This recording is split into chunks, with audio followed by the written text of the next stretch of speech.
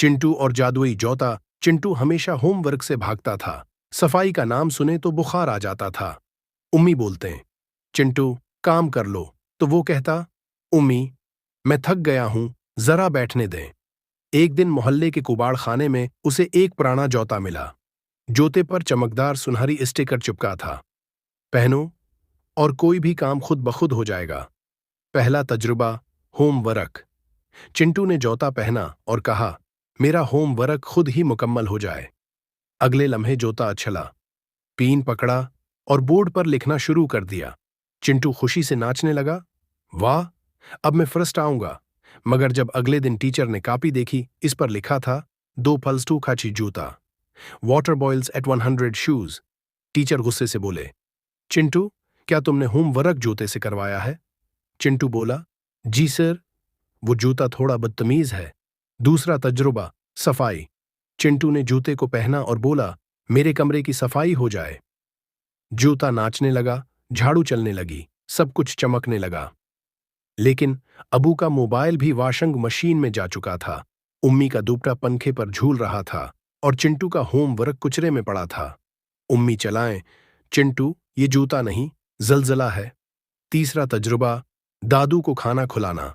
चिंटू ने कहा, जूता दादू को खाना खिला दे। जूता उठा, प्लेट ली, रोटी पकड़ी और दादू को खाना खिलाने की कोशिश की। दादू बोले, चिंटू ये जूता तो मुझे कचूरी की जगह चप्पल खिला रहा है। चिंटू बोला, दादू आप सिर्फ मुन्ना खोलें, बाकी काम ये जूता करेगा। इंजाम, आखिर चिंटू ने जूते को उतार दिया और आहिस्ता आहिस्ता हर काम खुद करना शुरू किया।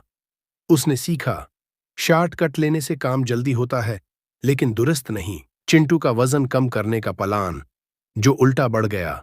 चिंटू ने एक दिन आईने में खुद को देखा और फौरन ऐलान कर दिया, बस अब तो मैं स्लिम एंड स्मार्ट बनूंगा। सबने तालियां बजाएं, मगर अम्मी ने आहिस्ता से कहा, पहले नाश्ता तो खत्म कर लो, फिर कोई प्लान बनाना। चिंटू ने अंडे, पराठे और हुलवा पूरी खत्म की, फिर दोबारा बोला, अब से सिर्फ डाइट फूड, वॉक और वर्जिश। पहला दिन हिम्मत बढ़ी, हार जल्दी। चिंटू सुबह 5 बजे उठा, शूज पहने, हेडफोन लगाए और वॉक पर निकल पड़ा।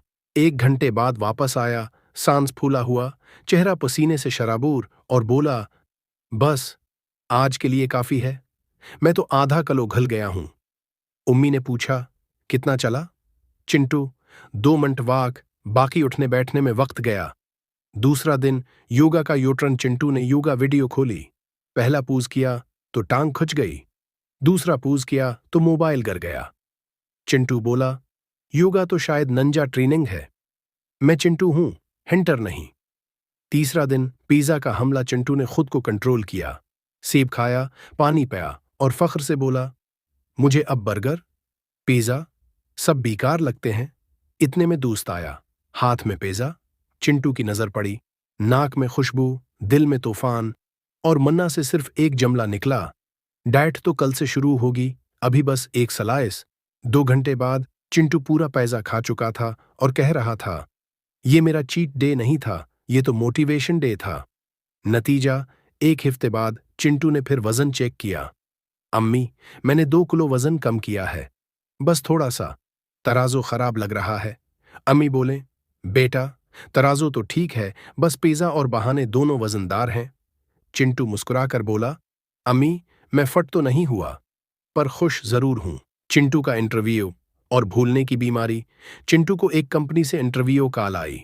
अम्मी ने कहा, चिंटू इस बार संजीदा रहना, ये मौका दोबारा नहीं मिलेगा। चिंटू ने फौरन अपने पुराने कोट को इस्त्री किया, बालों में तेल लगाया और आईने के सामने प्रैक्टिस शुरू की। मेरा नाम चिंटू है, मैं बहुत मेहनती हूं। अचानक रख गया और बोला, अम्मी अगर उन्होंने पूछा कि आपकी सबसे बड़ी खूबी क्या है, तो मैं क्या कहूं? उम्मी बोले, यही कि तुम सवाल याद रखने में माहिर हो। इंटरव्यू का दिन। चिंटू दफ्तर पहुंचा, मगर सांस चढ़ गया सीढ़ियां चढ़ते हुए। इंटरव्यू शुरू हुआ। पहला सवाल आया, आपका नाम? चिंटू ने प्रातमाद अंदाज में कहा, जी मेरा नाम मेरा मतलब, बस वही जो अम्मी मुझे बुलाती हैं। इंटरव्यू लेने वाला हैरान, आपका मतलब चिंटू? चिंटू, जी हां, अरफी आम में। अगला सवाल आया, आपकी तालीम? चिंटू ने कहा, जी मैंने BA किया है और MA में दाखिला लेने का सोच रहा हूं 2 साल से। तीसरा सवाल, आपको एक्सेल आता है? चिंटू ने कहा, जी हाँ, एक्सेल, पावर पॉइंट और व्हाट्सएप सब आता है। इंटरव्यू लेने वाले ने हंसी दबाई और कहा, व्हाट्सएप का तजर्बा तो सबको है, कुछ और बताएं। चिंटू ने फौरन कहा, जी मैंने ग्रुप एडमिन भी बनकर काम किया है। आखिर में आपको हमारी कंपनी में क्यों काम करना है? चिंटू ने लम्हा भर सोचा और बोला, क्योंकि मेरी अम्मी चाहती हैं मैं जॉब करूं और पापा ने मेरा खर्चा बंद कर दिया है। नतीजा? इंटरव्यू खत्म हुआ, चिंटू बाहर आया। दोस्त ने पूछा, क्या बना? चिंटू बोला, मुझे लगता है मुझे नहीं बनेगा। दोस्त, क्यों? चिंटू, क्योंकि मैं आखिर में उनसे पूछ बैठा, चाय मिलेगी क्या? चिंटू और पहली ऑनलाइन क्लास लॉकडाउन के दिन थे। चिंटू को पहली बार ऑनलाइन क्लास लेने का मौका मिला। उम्मी ने कहा, बेटा, आज के बाद तुम्हें रोज सुबह वक्त पर उठना होगा। चिंटू बोला, उम्मी, मैं तो पहले ही ज़हनी तौर पर थक गया हूं। क्लास का पहला दिन उस्ताद ने कहा, सब बच्चे कैमरा ऑन करें। चिंटू ने अपना मोबाइल सीलिंग फैन पर रखा और बोला, सिर, सिग्नल कमजोर है, चेहरा धुंधला आ रहा होगा। हालांकि हकीकत ये थी कि चिंटू अभी बस्तर पर लेटा हुआ था और एक हाथ में चपस थी, दूसरे में मोबाइल। उस्ताद ने सवाल किया, वाटर साइकिल क्या होता है? चिंटू ने फौरन गूगल खोला मगर नीट सुस्त था, तो उसने आंखें बंद कीं और बोला, सर, वाटर साइकिल वो जो बारिश से शुरू होती है और लॉन्ड्री पे खत्म होती है। सब बच्चे हंस पड़े। उस्ताद ने कहा, वाह चिंटू, तुम्हें नोबेल प्राइज मिलना चाहिए। चिंटू खुश हो गया, बोला, सर, ये प्राइज ऑनलाइन ही मिलेगा या लेने जाना पड़ेगा? क्लास के आखिर में उस्ताद बोले, कुल सब असाइनमेंट लाजमी जमा कराएं। चिंटू ने फौरन कहा, सर, मेरी अम्मी ने कहा है आंखें खराब हो जाती हैं। मैं आज से दोबारा किताबों पर वापस आ रहा हूं। उस्ताद ने पूछा, कौन सी किताबें? चिंटू, वही जो मेरे कजन ने रद्दी में बीच दी थीं।